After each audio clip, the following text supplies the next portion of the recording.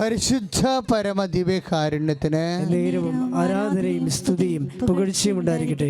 പരിശുദ്ധ പരമദിവ്യകാരുണ്യത്തിന് നേരവും ആരാധനയും സ്തുതിയും പുകഴ്ചയും ഉണ്ടായിരിക്കട്ടെ. പ്രിയമുള്ളവരെ, നമ്മൾ വിശുദ്ധ യോഹന്നാൻ്റെ സുവിശേഷം നമ്മൾ ധ്യാനിക്കുമ്പോൾ നമ്മുടെ മനസ്സിൽ വരുന്ന ഒരു വിഷയം, ഇപ്പോൾ ഉദാഹരണത്തിന് ഗ്രീക്കുകാർ യേശുവിനെ അന്വേഷിച്ച് വരുന്ന ഒരു പ്രത്യേക ഭാഗം സുവിശേഷത്തിലുണ്ട്. ഗ്രീക്കുകാർ യേശുവിനെ അന്വേഷിച്ച് വരുന്ന ഭാഗം. അപ്പോഴേ ഗ്രീക്കുകാർ വരും, കർത്താവിനോട് സംസാരിക്കും, അതിനുശേഷം അവർ പോകും. പക്ഷെ അവർ പോയി കഴിഞ്ഞ് കർത്താവ് അസ്വസ്ഥനാകും. ഗ്രീക്കുകാർ പോയി കഴിയുമ്പോൾ കർത്താവ് അസ്വസ്ഥനാകും.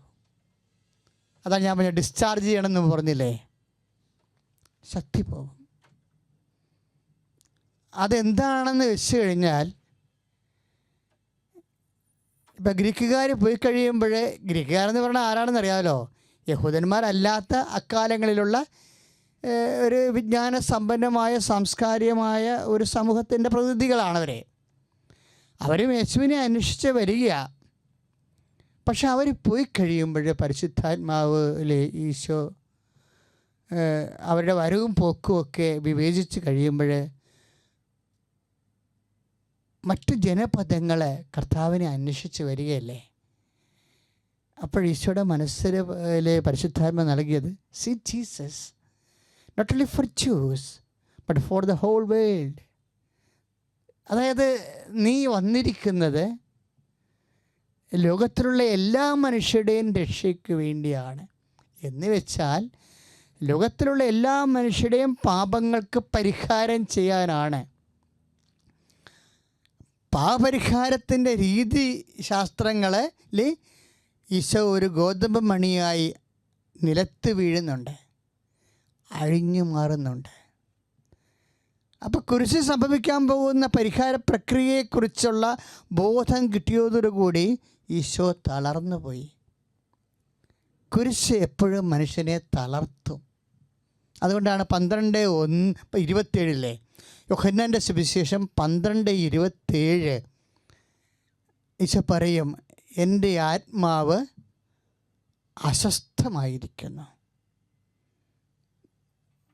ഞാൻ എന്ത് പറയണ്ടു.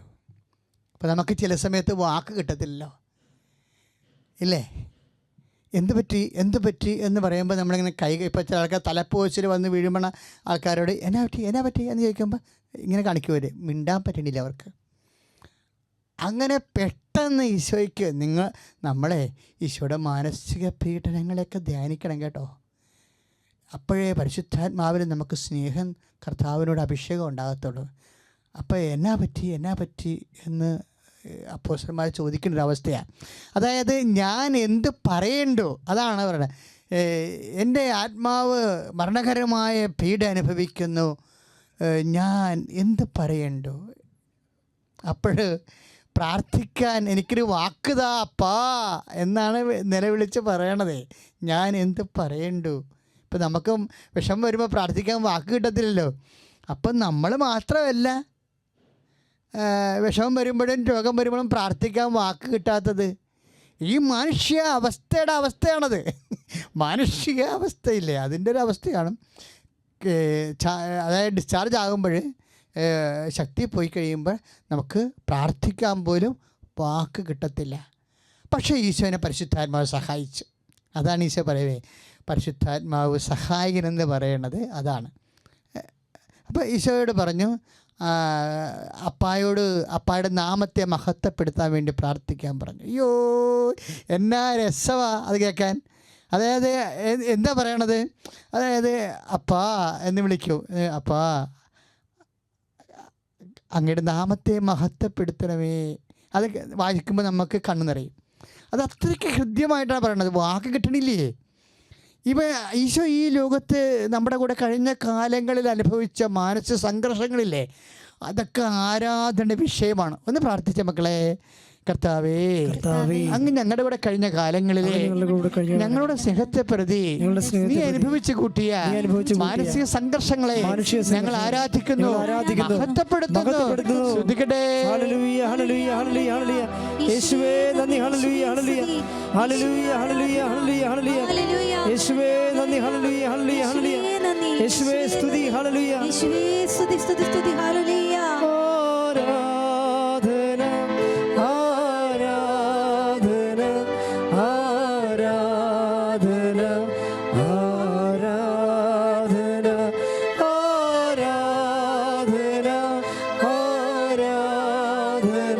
ആരാധന,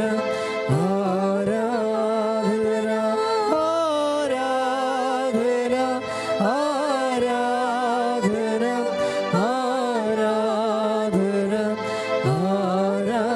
ആരാധന. പരിശുദ്ധ പരമദിവ്യകാരുണ്യത്തിന് നേരവും ആരാധനയും സ്തുതിയും പുകഴ്ചയും ഉണ്ടായിരിക്കട്ടെ. യോഹന്നാൻ 12:28 ആ വചനമുള്ളത്. അപ്പാ, അങ്ങയുടെ നാമത്തെ മഹത്വപ്പെടുത്തണമേ. ഇപ്പം മനസ്സിലായില്ലേ അസ്വസ്ഥമാകുമ്പോൾ പ്രാർത്ഥിക്കേണ്ടത് എങ്ങനെയാണെന്ന്? പണ്ട് പണ്ട് പണ്ട് പൗലോസ് പറഞ്ഞതാണ്. എന്നാ പറഞ്ഞത്? വേണ്ട വിധം പ്രാർത്ഥിക്കേണ്ടത് എങ്ങനെയെന്ന് നമുക്ക് അറിയത്തില്ല. അതാണ് ഈശോ പറയണത്. അപ്പാ, ഞാൻ എന്ത് പറയണ്ടു ഇല്ലേ? എൻ്റെ ആത്മാവ് അസ്വസ്ഥമായിരിക്കുന്നു, ഞാൻ എന്ത് പറയണ്ടു? എന്താണ് എനിക്ക് പറയേണ്ടതെന്ന് അറിയത്തില്ലെന്ന്. വേണ്ട വിധം ആ സമയത്ത് വേണ്ട വിധം, അതാണ് നമ്മൾ ഈ യോഹന്നാൻ 12:1 ഞാൻ എന്നാ പറയണ്ടു എന്ന് പറയണതും വേണ്ട വിധം 8:26 റോമാലേഖനം 8:26 ഇൻ്റർ കണ്ടൻ്റാണ് ശരിക്കും. അതായത് ഞാൻ എന്ത് നോക്കി, നമ്മുടെ ബലഹീനതയിൽ ആത്മാവ് നമ്മളെ സഹായിക്കുന്നു. അപ്പം ഈശോനെ സഹായിച്ചത് ആത്മാവാണ്. കണ്ടില്ലേ? ഞാൻ എന്ത് പറയേണ്ടതെന്ന് ചോദിക്കുമ്പോൾ പൗലോസ് പിന്നീട് പറഞ്ഞത് എന്താ? നമ്മുടെ ബലഹീനതയിൽ ആത്മാവ് നമ്മളെ സഹായിക്കുന്നു. എന്താ കാര്യം? വേണ്ട വിധം പ്രാർത്ഥിക്കേണ്ടത് എങ്ങനെയെന്ന് നമുക്കറിയത്തില്ല. അവാച്യമായ നെടുവീർപ്പിനാൽ നമ്മുടെ ഉള്ളിൽ നിന്നവൻ മധ്യസ്ഥം വഹിക്കുന്നു. ആ മധ്യസ്ഥത്തിലാണ് ഈശോയ്ക്ക് കിട്ടിയ വചനം എന്താണ്? അപ്പാ, അങ്ങയുടെ നാമത്തെ മഹത്വപ്പെടുത്തണമേ. 12:28 വചനങ്ങൾ യോഹന്നാൻ്റെ സുവിശേഷം. അപ്പാ, അങ്ങയുടെ നാമത്തെ, മക്കളെ ഒന്ന് കേട്ടൊന്ന് ശ്രദ്ധിച്ചേ മക്കളെ. അതായത് നമ്മുടെ ഹൃദയം അസ്വസ്ഥമാകുമ്പോൾ നമുക്ക് പ്രാർത്ഥിക്കാൻ പറ്റിയ ഒരു വിഷയമാണിത്. എന്താണ്? അങ്ങയുടെ നാമത്തെ മഹത്വപ്പെടുത്തണമേ. മനസ്സിലായില്ലേ? ഇപ്പം നിനക്ക് കൊച്ചുങ്ങളില്ല. അപ്പം നീ എന്താ ചെയ്യേണ്ടത്? നിനക്ക് കല്യാണം കഴിച്ചിട്ട് 5 കൊല്ലമായി അല്ലെങ്കിൽ 10 കൊല്ലമായി, കൊച്ചുങ്ങളില്ല. അപ്പം നീ എന്താ ചെയ്യേണ്ടത്? നീ അടിവെച്ച് കൈവച്ചിട്ട് അപ്പാ, അങ്ങയുടെ നാമത്തെ മഹത്വപ്പെടുത്തണമേ. അതാണ് സംഭവം. അപ്പം നിൻ്റെ കല്യാണം നടക്കണില്ല എന്ന് വിചാരിച്ചോ? അപ്പം നിനക്ക് 34-36 വയസ്സായി. അപ്പം നീ എന്താ ചെയ്യേണ്ടത്? ഹോൾ ബോഡി കൈ നെഞ്ചത്ത് വെച്ചിട്ട് പറഞ്ഞ അപ്പാ, അങ്ങയുടെ നാമത്തെ മഹത്വപ്പെടുത്തണമേ. അത് you can recited for repeat ചെയ്ത് അങ്ങോട്ട് റിസൈറ്റ് ചെയ്യണം. ഇത് എന്നുവെച്ചാൽ അപ്പോൾ അങ്ങയുടെ നാമത്തെ മഹത്വം ആദ്യം ഇപ്പം അച്ഛൻ പറഞ്ഞുകൊണ്ട് നീ ചെയ്യും. പക്ഷേ കുറച്ച് കഴിയുമ്പോൾ പരിശുദ്ധാത്മാവ് നിന്നോട് ഓട്ടോമാറ്റിക്കലായിട്ട് പറയിപ്പിച്ചുകൊണ്ടിരിക്കും. അപ്പോൾ അങ്ങയുടെ നാമത്തെ മഹത്വപ്പെടുത്തണമേ. നമുക്കൊരു പണി ചെയ്യാം. നമുക്കിപ്പോഴുണ്ടാകുന്ന രോഗങ്ങൾ, ഇപ്പം നീ രോഗങ്ങളുള്ള വ്യക്തിയാണെങ്കിൽ ആ രോഗത്തെ തൊട്ടിട്ട് നീ പറയണം അപ്പാ, അങ്ങയുടെ നാമത്തെ അതായത് നീ അത് പറയുമ്പോൾ നിൻ്റെ ഹൃദയത്തിൽ ഈശോയോടുള്ള സ്നേഹം നിറഞ്ഞിരിക്കണം. അച്ഛൻ പറഞ്ഞ പോലെ ചെയ്ത് എൻ്റെ മക്കളെ. എവിടെയാണ് വേദന അവിടെ നീ കൈവെക്ക്. നിനക്ക് വീടില്ലെങ്കിൽ ആ വീടെ നീ തൊട് ഈശോയുടെ നാമത്തിലേ. നിനക്ക് വഴിയില്ലെങ്കിൽ ആ വഴിയിലേക്ക് നീ കൈ ചൂണ്ടിക്കൊണ്ട് പറ. എന്തെന്ന് പറയണം? അപ്പാ, അങ്ങയുടെ നാമത്തെ മഹത്വപ്പെടുത്തണമേ. പറഞ്ഞുകൊണ്ടിരിക്കട്ടെ. സ്തുതിക്കട്ടെ. ഹല്ലേലൂയ. അപ്പാ, അങ്ങയുടെ നാമത്തെ മഹത്വപ്പെടുത്തണമേ. അപ്പാ, അസ്വസ്ഥമാക്കുന്ന ഹൃദയത്തെ അസ്വസ്ഥമാക്കുന്ന ആത്മാവിനെ അസ്വസ്ഥമാക്കുന്ന എല്ലാ സാഹചര്യങ്ങളിലും നിന്റെ കമ്പനിയുടെ പോരായ്മയാകാം, നിനക്ക് ജോലിയില്ലാത്ത അവസ്ഥയാകാം, നിന്റെ സർട്ടിഫിക്കറ്റുകൾ എവിടെ കാണിച്ചിട്ടും ഒരു കാര്യമില്ലാത്ത രീതിയിൽ കുന്നുകൂടി നിന്റെ കയ്യിരിപ്പുണ്ടാകാം. എന്ത് ചെയ്യണമെന്ന് അറിയത്തില്ല. എൻ്റെ ദൈവവൈദ്യരെ നിന്റെ സർട്ടിഫിക്കറ്റ് എടുത്തുകൊണ്ട് വന്നിട്ട് അല്ലെങ്കിൽ അതിരിക്കണം ബാഗിൽ പെട്ടിയിൽ കൈവച്ചുകൊണ്ട് പ്രാർത്ഥിച്ചെടുക്കട്ടെ. അപ്പാ അങ്ങയുടെ നാമത്തെ മഹത്വപ്പെടുത്തണമേ. അത്ഭുതം നീ കാണാൻ പോകുന്നു. അപ്പാ അങ്ങയുടെ നാമത്തെ മഹത്വപ്പെടുത്തണമേ. അപ്പാ അങ്ങയുടെ നാമത്തെ അമ്മേ, പരിശുദ്ധ അമ്മേ, എല്ലാ മാലാഖമാരെ, വിശുദ്ധന്മാരെ, രക്തസാക്ഷികളെ, ലോകം മുഴുവനും ദൈവനാമത്തെ മഹത്വത്തിന് വേണ്ടി പ്രാർത്ഥിക്കുന്ന ഈ അവസ്ഥകളിലെ അടിപ്പുഴ പോലെ വൈദാകാലം പോലെ ദൈവിക ശക്തി ഇറങ്ങട്ടെ.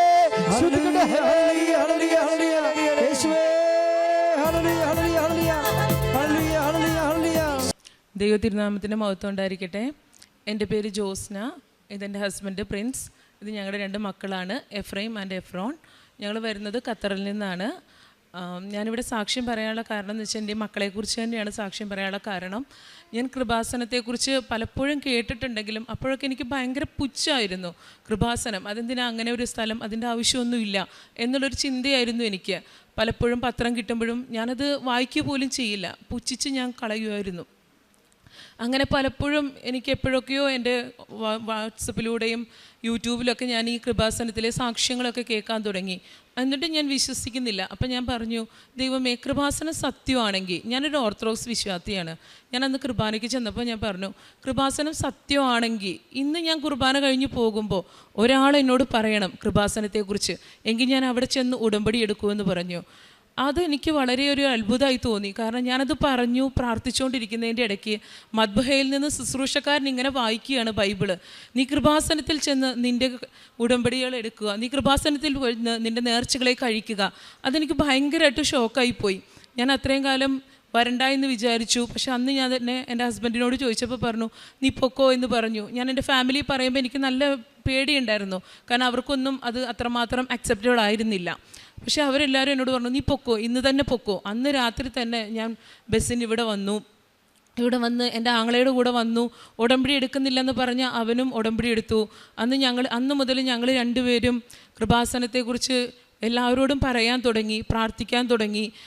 അങ്ങനെ എൻ്റെ മൂത്ത മോന് വേണ്ടിയായിരുന്നു ഞാൻ ഉടമ്പടിയിൽ ഒരു നിയോഗം വെച്ചത്. എൻ്റെ മോന് സ്പ്ലീനോമെഗാലി, അതായത് സ്പ്ലീന്, നമ്മുടെ ഇതിലെ ഓർഗനൈസ് സ്പ്ലീൻ എന്ന് പറയുന്നത് അത് വലുതായിക്കൊണ്ടിരിക്കുകയായിരുന്നു. അപ്പോൾ അതൊരു ഇതായിരുന്നു, അവന് മഞ്ഞപ്പിത്തത്തിൻ്റെ ഇത് വരും, അതുപോലെ തന്നെ അനീമിയ, അങ്ങനെയുള്ള പ്രശ്നങ്ങളൊക്കെ ഉണ്ടായിരുന്നു. അപ്പോൾ ആ സമയത്ത് ഞാൻ ഉടമ്പടി തൈലം പുരട്ടി ഉടമ്പടിയിലൊരു നിയോഗമായിട്ട് എഴുതി, എൻ്റെ കുഞ്ഞിൻ്റെ സ്പ്ലീനോമെഗാലി മാറ്റിത്തരണമെന്ന്. അങ്ങനെ പിന്നീടുള്ള സ്കാനിങ്ങിൽ അവൻ്റെ സ്പ്ലീനോമെഗാലി പൂർണ്ണമായി മാറിക്കിട്ടിയെന്ന് കണ്ടു. അതിനുശേഷം ഞാനാണെങ്കിൽ ആ ഉടമ്പടിയിൽ വെച്ച 6 കാര്യങ്ങളും ദൈവം എനിക്ക് സാധിച്ചു തന്നു. പക്ഷേ അതൊന്നും ഇപ്പം എനിക്ക് ഇവിടെ വെച്ച് പറയാൻ പറ്റാത്തത് എൻ്റെ കൂടെ അവരാരും ഇല്ലാത്തത് കൊണ്ടാണ്. അതുപോലെ തന്നെ ഞാൻ UK പോകണോ ഖത്തറിലേക്ക് പോകണോ എന്നുള്ളൊരു തീരുമാനം, മാതാവ് നീ എനിക്കൊരു തീരുമാനം എടുത്ത് തരണമെന്നായിരുന്നു പറഞ്ഞത്. അങ്ങനെ മാതാവ് എൻ്റെ ഇവിടുന്ന് ഉടമ്പടി എടുത്ത് പോയ 2ാമത്തെ ദിവസം ഖത്തറിലേക്ക് പോകാനുള്ള എല്ലാ കാര്യങ്ങളും റെഡിയായി. ഞാൻ ഖത്തറിൽ ചെന്നു. അപ്പോൾ എനിക്ക് ഒരിക്കലും അക്സെപ്റ്റ് ചെയ്യാൻ പറ്റാത്തൊരു രീതിയായിരുന്നു ഇവിടെ മെഡിക്കൽ കോളേജിൽ വർക്ക് ചെയ്ത് പോയി എനിക്ക് അവിടുത്തെ സാഹചര്യങ്ങളൊന്നും അഡ്ജസ്റ്റ് ചെയ്യാൻ പറ്റുന്നുണ്ടായിരുന്നില്ല. ഞാൻ മാതാവിനോട് ചോദിച്ചു, എന്തിനാ മാതാവ് എന്നെ ഇവിടെ കൊണ്ടുവന്നത്, എന്താണ് ഇതിൻ്റെ അർത്ഥം എന്ന് ചോദിച്ചു. പക്ഷേ അന്ന് ഞാൻ ചെല്ലുമ്പോൾ അവിടെ ആർക്കും കൃപാസനത്തെക്കുറിച്ചോ ഒരാളുടെ കയ്യിൽ പോലും മാതാവിൻ്റെ ഒരു ഫോട്ടോയിലായിരുന്നു. ഇന്ന് 3 വർഷം കഴിഞ്ഞ് ഞാൻ അവിടുന്ന് പോരുമ്പോൾ അവിടെ എല്ലാവരുടെ കയ്യിലും അവരെല്ലാവരും 10-20 പേര് ഇന്ന് കൃപാസനത്തിൽ വന്ന് ഓൺലൈനിലായിട്ടും എല്ലാം ഉടമ്പടി എടുത്തു. എന്ത് പ്രശ്നങ്ങൾ വരുമ്പോഴും എന്നോട് പറയും, ജോസ്ന ഒന്ന് പ്രാർത്ഥിക്കണം, നീ പ്രാർത്ഥിക്കണം കേട്ടോ, നിൻ്റെ മാതാവിനോട് നീ പറയണം കേട്ടോ എന്ന് പറയുന്നൊരു നിലയിലേക്ക് മാതാവോട് എത്തിച്ചു. അതിനുശേഷം ഞങ്ങൾക്ക് ഇനി 2ാമതൊരു കുഞ്ഞുണ്ടാവില്ല എന്ന് വൈദ്യശാസ്ത്രം പറഞ്ഞിട്ടുണ്ടായിരുന്നു. അതിനിടയിൽ ഞങ്ങൾക്ക് 5 വർഷത്തിന് ശേഷം ഞാൻ പ്രഗ്നൻ്റായി. 5ാമത്തെ മാസത്തെ സ്കാനിങ്ങിൽ, അനോമലി സ്കാനിങ്ങിൽ എൻ്റെ കുഞ്ഞിന് വളരെയധികം ഗ്രോത്ത് കൂടുതലാണ്, തലയ്ക്ക് വലുപ്പം കൂടുതലാണ്, കാലുകൾക്ക് വലുപ്പം കൂടുതലാണെന്ന് പറഞ്ഞു. ഞാൻ മാതാവിനോട് പറഞ്ഞു, മാതാവേ ഞാൻ ചോദിച്ചിട്ടില്ല, ഞാൻ എൻ്റെ മൂത്ത മോനുണ്ടായപ്പോൾ ഈശോയോട് ഇങ്ങനെ പറഞ്ഞുള്ളൂ, അമ്മേ ഈശോയെ എനിക്കൊരു കുഞ്ഞിനെ, എന്നെ മച്ചി എന്ന് വിളിക്കാതിരിക്കാൻ എനിക്കൊരു കുഞ്ഞിനെ വേണമെന്നേ പറഞ്ഞുള്ളൂ. 2ാമതൊരു കുഞ്ഞിനെക്കുറിച്ച് ഞാൻ ചോദിച്ചേയില്ല. ഞാൻ മറ്റുള്ളവർക്ക് വേണ്ടി പ്രാർത്ഥിക്കുമായിരുന്നു, മറ്റുള്ളവർക്കൊരു കുഞ്ഞിനെ കൊടുക്കണം, കുഞ്ഞുങ്ങളില്ലാത്തവർക്ക് വേണ്ടി ഞാൻ എന്നും പ്രാർത്ഥിക്കുമായിരുന്നു. പക്ഷേ എൻ്റെ വയറ്റിലായിരുന്നു ഒരു കുഞ്ഞിനെ ദൈവം തന്നത്. 5ാം മാസത്തിൽ ഇത് കേട്ടപ്പോൾ ഞാൻ ശരിക്കും തകർന്നു പോയി.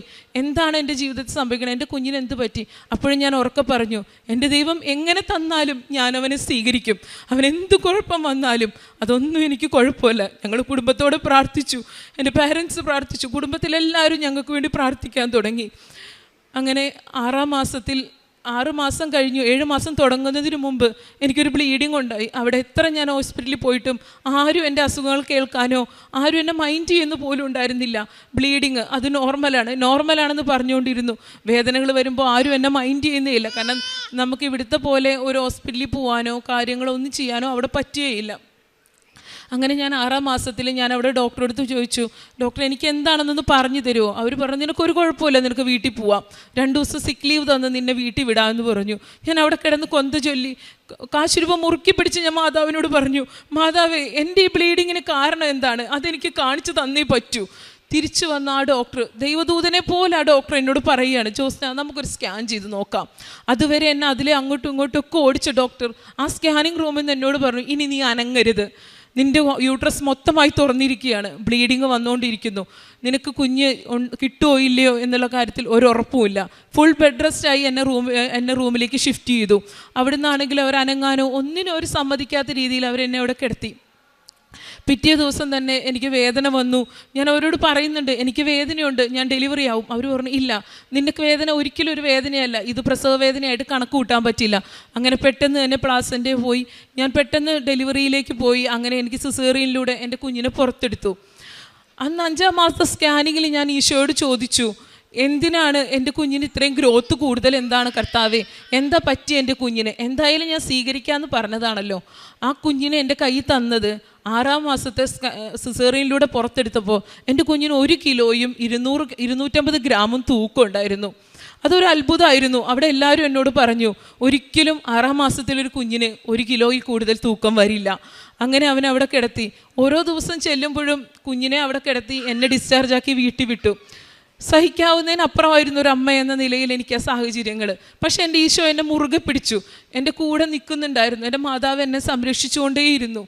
അങ്ങനെ ഓരോ ദിവസം ചെല്ലുമ്പോൾ പറയും, ഇന്ന് കിട്ടും എന്ന്, നാളെ പറയും, ഇല്ല നീ പ്രതീക്ഷ വെക്കേണ്ട, നിൻ്റെ കുഞ്ഞിനെ നിനക്ക് കിട്ടില്ല കേട്ടോ. അങ്ങനെ സ്കാനിങ്ങിൽ അവർ പറഞ്ഞു, കുഞ്ഞിൻ്റെ ഹാർട്ടിൻ്റെ എക്കോ എടുത്തപ്പോൾ പറഞ്ഞു, കുഞ്ഞിന് ഇങ്ങനെ എക്കോയിൽ പറഞ്ഞു കുഞ്ഞിന് മർമ്മറുണ്ട്, അവനെ കൊണ്ടുപോക്കോളം ഇങ്ങനെ മർമ്മറുണ്ട്, അത് നോക്കണമെന്ന് പറഞ്ഞു. അപ്പോൾ ആ എക്കോ പ്രകാരം കുഞ്ഞിന് ഒരു ഹോളുണ്ട് എന്നുള്ള കാര്യം പറയുകയാണ്. അപ്പോൾ ആ ഹോൾ എന്ത് ചെയ്യും? അപ്പോൾ അവർ പറഞ്ഞു, കുഴപ്പമില്ല, ട്രീറ്റ്മെൻറ്റ് ചെയ്ത് നമുക്ക് മാറ്റാം, ഇല്ലെങ്കിൽ ഭാവിയിലേക്ക് സർജറി ചെയ്യാം എന്നുള്ള രീതിയിലേക്ക് പറഞ്ഞു. അങ്ങനെ അവർ നോക്കി. അപ്പം ഞാൻ മാതാവിനോട് പറഞ്ഞു, മാതാവേ, ഓരോ ദിവസവും ഓരോന്നാണ് ഞാൻ കേൾക്കുന്നത്, എനിക്ക് എൻ്റെ കുഞ്ഞിനെക്കുറിച്ച് ഒരു തീർപ്പറിയണം. എന്താണ്, നീ തരുവാണെങ്കിൽ തന്നോ, ഇല്ലെങ്കിൽ നീ എടുത്തോ, അതെല്ലാം നിൻ്റെ ഇഷ്ടമാണ്, കാരണം ഞാൻ ചോദിച്ചു വാങ്ങിയതല്ല, നിൻ്റെ ഇഷ്ടപ്രകാരം നീ തന്നതാണ്. അങ്ങനെ ഞാൻ മാതാവിനോട് അന്നും പറഞ്ഞു, കൊന്ത ചൊല്ലി കരഞ്ഞുകൊണ്ട് ഞാൻ പറഞ്ഞു, എൻ്റെ കുഞ്ഞിൻ്റെ മേൽ നീ ഇടപെടുന്നുണ്ടെങ്കിൽ ഇന്ന് ഞാൻ ചെല്ലുമ്പോൾ അവനെ നീലങ്കിയാൽ പൊതിയണം എന്ന് പറഞ്ഞ് ഞാൻ അവിടെ ചെന്നു. ഞാൻ അവിടെ എത്തുന്നത് വരെ ഞാൻ കണ്ണീരോടെ പ്രാർത്ഥിച്ചാണ് ചെന്നത്. അവിടെ ചെന്നപ്പോൾ എൻ്റെ കുഞ്ഞിനെ അവരൊരു നീല തുണിയിലാണ് പൊതിഞ്ഞ് തന്നത്. അപ്പം ഞാൻ പറഞ്ഞു, മാതാവ് എൻ്റെ കാര്യങ്ങളിൽ ഇടപെടുന്നുണ്ട്. ഞാൻ അവിടുത്തെ നഴ്സുമാരോടും ഡോക്ടേഴ്സിനോടൊക്കെ മാതാവിനെക്കുറിച്ച് പറഞ്ഞുകൊണ്ടേയിരുന്നു. അവിടെ ലാംഗ്വേജോ ഒന്നും ഞാൻ നോക്കിയില്ല. അവരോട് പറഞ്ഞു, അറബിക് രാജ്യമാണെന്ന് പോലും ഞാൻ ശ്രദ്ധിക്കുന്നില്ല. എല്ലാവരോടും ഞാൻ പറഞ്ഞു, എൻ്റെ കൃപാസന മാതാവ് എനിക്ക് തരും, എൻ്റെ കുഞ്ഞിൽ ഞാൻ വിശ്വസിക്കുന്നു, എൻ്റെ കുഞ്ഞിനെ തരുമെന്നുള്ള കാര്യം എനിക്ക് ഉറപ്പാണ്. എൻ്റെ മാതാവ് എനിക്ക് വേണ്ടി അത്ഭുതങ്ങൾ പ്രവർത്തിക്കുന്നുണ്ട്, എൻ്റെ ഈശോയിൽ നിന്ന് നേടിത്തരുമെന്ന്. അന്ന് പിറ്റേ ദിവസത്തെ സ്കാനിങ്ങിൽ എന്നോട് പറയുകയാണ്, എക്കോയിലും പറയുകയാണ്, നിൻ്റെ കുഞ്ഞിൻ്റെ ഹാർട്ടിൻ്റെ ഹോള് അടഞ്ഞു പോയിട്ടുണ്ട്, ഒരു കുഴപ്പവുമില്ല. അവന് 3 മാസം കറക്റ്റ് 3 മാസം കഴിഞ്ഞാൽ പോലും തരാൻ പറ്റില്ല, ICUവിൽ തന്നെ കിടത്തണമെന്ന് പറഞ്ഞ കുഞ്ഞിനെ 2 മാസം കഴിഞ്ഞപ്പോൾ അവരെൻ്റെ കയ്യിലേക്ക് തന്നു. അവർ പറഞ്ഞു, നിൻ്റെ കുഞ്ഞിനെ മാതാവ് സംരക്ഷിച്ചു എന്ന് പറഞ്ഞ ആ നഴ്സ് എൻ്റെ കയ്യിലേക്ക് മുട്ടുകുത്തി ഞാൻ അവിടെ നിന്ന് കുഞ്ഞിനെ കയ്യിൽ വാങ്ങുമ്പോൾ അവരെന്നോട് പറഞ്ഞ വാക്കിങ്ങനെയാണ്, നീ കൃപാസനത്തിൽ പോയി സാക്ഷ്യം പറയണമെന്ന് പറഞ്ഞാണ് ആ നഴ്സ് എൻ്റെ കയ്യിലേക്ക് കുഞ്ഞിനെ തന്നത്. അതിനു മുമ്പ് തന്നെ അവർ വെഞ്ചരിച്ച നേർച്ച വസ്തുക്കൾ ഓരോന്നായി ഞാൻ ഉപയോഗിക്കാൻ തുടങ്ങി. അപ്പോൾ അവരെന്നോട് പറഞ്ഞു, ആ ഡോക്ടർ നഴ്സും എന്നോട് പറഞ്ഞു, നിനക്ക് വിശ്വാസം ഉണ്ടെങ്കിൽ നിനക്ക് വേണമെങ്കിൽ നിൻ്റെ കാശുരൂപം കുഞ്ഞിൻ്റെ തല കീഴിൽ വെച്ചോളാൻ.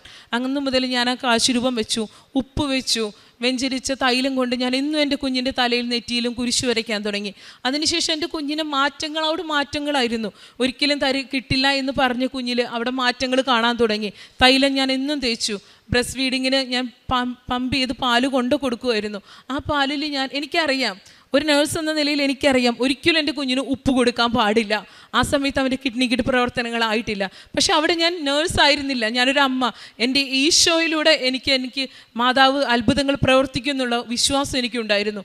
ഞാൻ എന്നും എടുക്കുന്ന എൻ്റെ മുലപ്പാലിൽ ഞാൻ ഒരിത്തിരി ഉപ്പ് വിതറും എന്ന് ഞാൻ വിശ്വാസ പ്രമാണം ചൊല്ലി ഞാൻ കൊണ്ടു കൊടുക്കുമായിരുന്നു.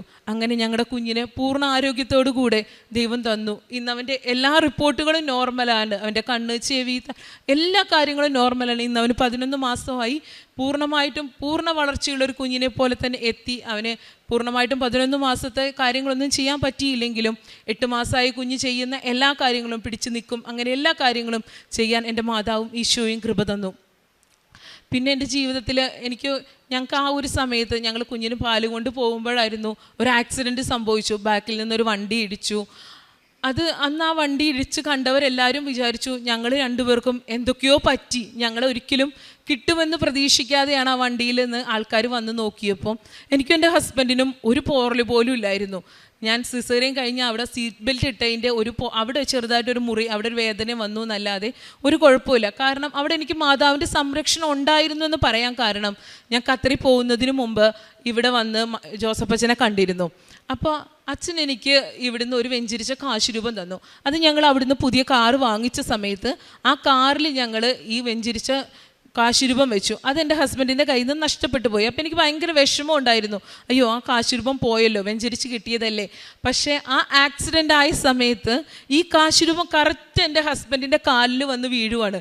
ഞാൻ നോക്കിയപ്പോൾ ആ കാശുരൂപം അവിടെ കിടക്കുന്നു. അപ്പോൾ ഞാൻ പറഞ്ഞു നമുക്കൊന്നും വന്നിട്ടില്ല, കാരണം മാതാവിൻ്റെ സംരക്ഷണം അവിടെ ഞാൻ അനുഭവിച്ചറിഞ്ഞു. അങ്ങനെ എൻ്റെ ആത്മീയ ജീവിതത്തിൽ എൻ്റെ ചെറുപ്പം മുതൽ എൻ്റെ അപ്പനും അമ്മയും പ്രാർത്ഥന അതാണ് ഈ ലോകത്തിലെ ഏറ്റവും വലുതെന്ന് പഠിപ്പിച്ചൊരു കുടുംബത്തിലായിരുന്നു ഞാൻ.